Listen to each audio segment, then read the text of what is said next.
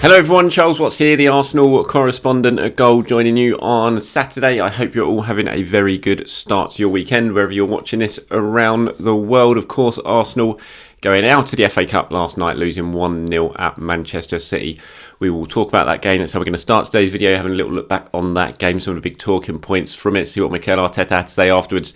And then we will move on to a little bit of transfer stuff, talking about Moises Caicedo, a big story that is certainly dominating the headlines at the moment over here in England, and also news about Gabriel Martinelli's contract. So let's start with the game last night in Manchester City. Look, now this is my opinion, and I'm sure plenty of you are going to have different opinions, and it is never nice to lose a game. You want to win every game. Of course you do. You want to stay in the FA Cup. You want to win the FA Cup. But, and there's a big but here, this was not the worst result for Arsenal last night by any means.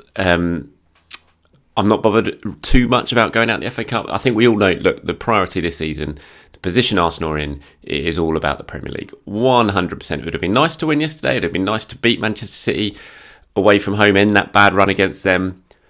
But it wasn't a bad result, I have to say. It gives Arsenal a lot less fixture congestion to potentially worry about as the season moves on. It was a good performance for the most part, especially in the first half. It was a much changed team. And I think if you wanted any example of how much the gap between Arsenal and Manchester City is closed, that was it last night. Arsenal made a lot of changes from their Premier League team. 6, I think it was. Man City only made a couple. And Arsenal absolutely matched them for the 90 minutes.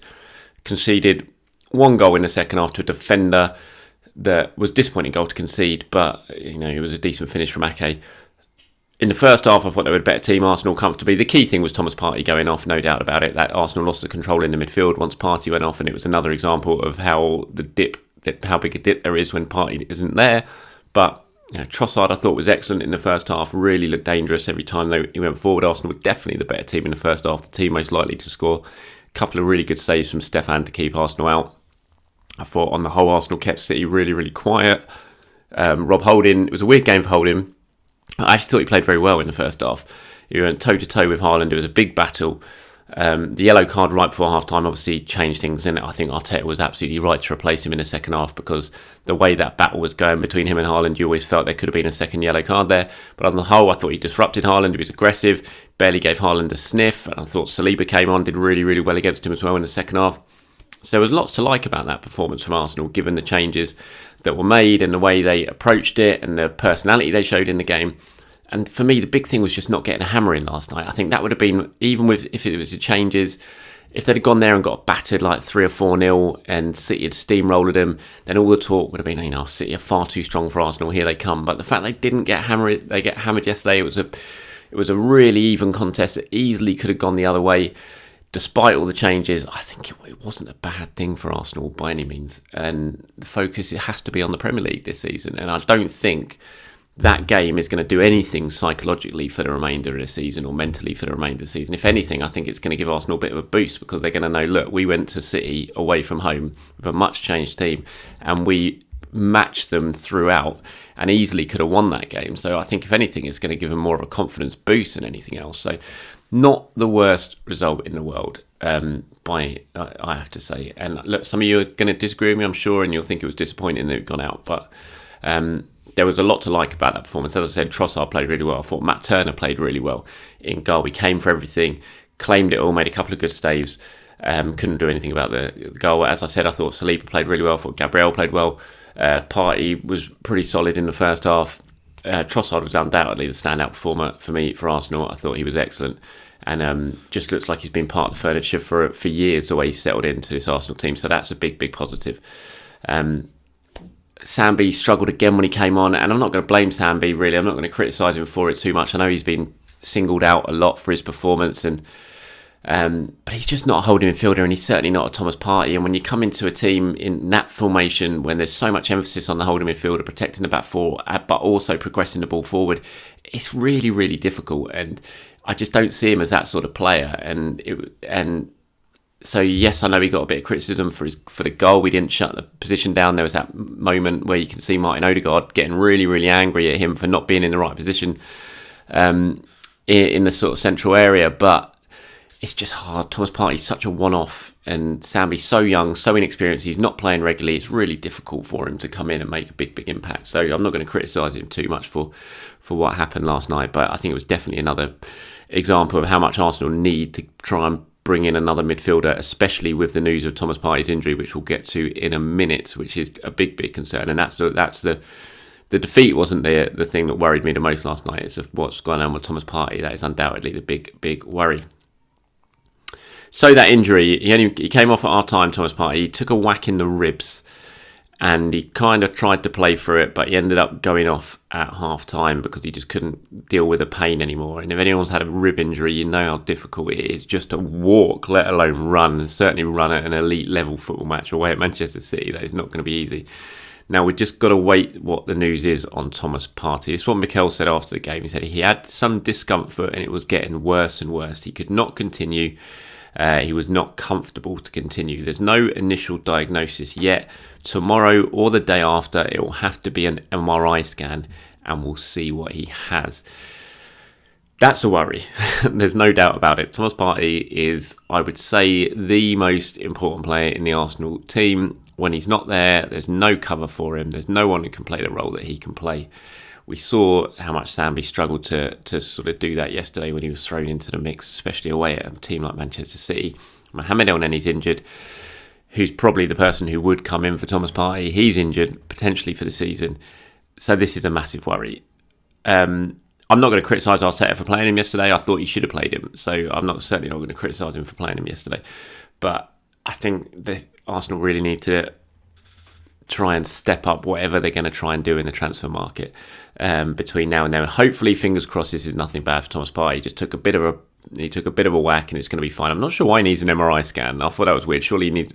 I'm no medical expert, but I don't think you need MRI scan for rib injuries. I thought you're going to have an X-ray for rib injuries. So I don't know if Mikel's just got that mixed up or not in terms of what he said in his quote. But hopefully, once the sort of impact wears off and you go and have an X-ray or whatever and it shows up nothing too serious and Partey is fine to continue, because if he's broken some ribs, that is a big worry because you can't really do anything about it. You just got to wait until they get better, and anyone who's broken ribs before knows that it is not a quick fix. And you know how you could play Premier League football with broken ribs, I don't know. So that is a major worry for me, and that's certainly the big thing that I came away from the game last night fearing more than the result and the impact the result could have. It's more Thomas Partey's injury and the impact that could have on the season. Right, Moises Caicedo. You talk about from one midfielder there to Partey to another one in Caicedo. Now, this is a big developing story that continues to move forward at pace. We knew Arsenal were interested in Caicedo. Yesterday, they actually made an offer for him. It was rejected. It was about £60 million. It was rejected by Brighton, which is no surprise. I mean, Arsenal have picked a really difficult one to try and get done here. I'm surprised. I have to admit, I didn't think they were going to make a move in January for him. I think what's happened with Mohamed Elneny has obviously changed that because they feel like they have to. But of all the players to try and sign, you're picking a really difficult one here in Caicedo. We know Brighton will only sell for a player normally for the price tag that they have in mind. That price tag is always a very high price tag. They've just sold Trossard this window already. Would they really want to lose Caicedo as well? Obviously not, because we've seen their very public stance. We've seen what De Zerbi has said. They have rejected Arsenal's offer. They'd already rejected an offer from Chelsea. They do not want to sell. They have made that clear. So this is going to be a difficult one for Arsenal to try and get done. I think they'll certainly go back in with an improved offer. The interesting thing here is what Caicedo has done pretty much bang on full time yesterday. I'm sure you've seen it by now. He released a statement on his social media accounts basically saying, I want to leave, and asking Brighton to let him go. He said that he's one of 10 siblings. He comes from a really poor background in Ecuador. It's always been his dream to be able to reach the very highest level. He said that he loves the fact that he could bring in a club record transfer fee for Brighton, which would allow them to reinvest. I mean, it was an extraordinary statement for a footballer to make. My understanding of it is that he knew the impact that statement was going to make, but he felt it was just something he had to do because he really wants to take this opportunity this month. He doesn't want to wait until the summer just in case something else happens.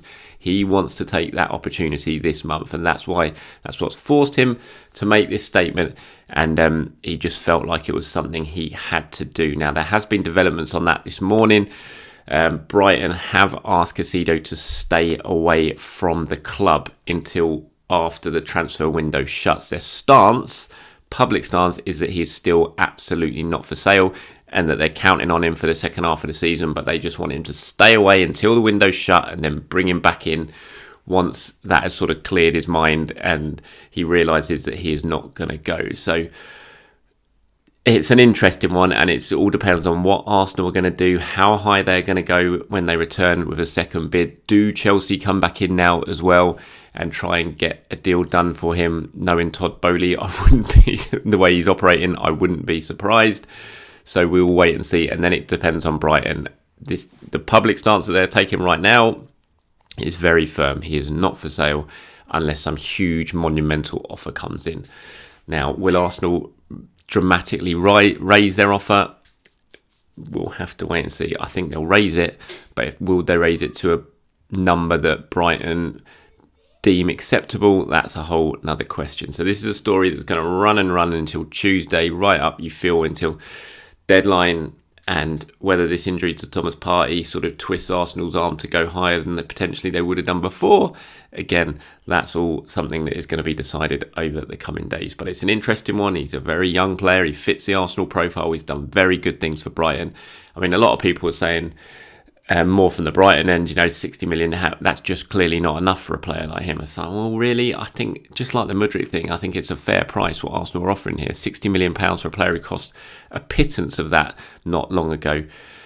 It's a good price, but unfortunately, things like the Mudryk deal, like the Antony deal, is just spiralling transfer fees out of control, and everyone's kind of using them as the benchmark for all other deals, and it's just making the market so inflated, and it's making deals very difficult to do, especially between Premier League to Premier League clubs, because clubs like Brighton don't need the money because they've got so much already, so they don't need it. They're not under any pressure to sell. I think that's why Caicedo has made this statement, because he's trying to kind of force their hand to say, look, you might have the money to be able to reject this, but you're going to be left with a very, very unhappy player. So we'll see how that one progresses. Let me know what you guys think. As always, how happy would you be? Do you think Arsenal, what price should they go for Caicedo? Is he the player you want to see arrive at Arsenal this month?